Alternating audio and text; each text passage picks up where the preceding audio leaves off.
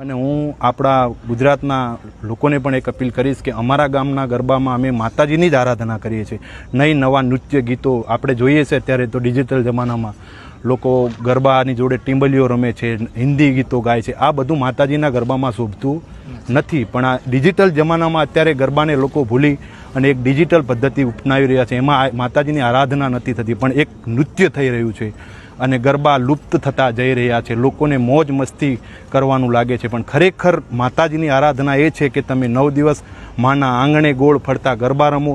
એમાં માતાજી પ્રસન્ન થાય છે કે ટીમ્બલીઓ, ઇંગ્લિશ ગરબા, હિન્દી સોંગો વગાડવાથી માતાજી પસંદ થતા નથી. હું તો ગુજરાતની પેઢીને એટલું જ કહીશ કે તમે નવરાત્રિનો ફરજ શું છે, નવરાત્રિને પહેલાં જાણો.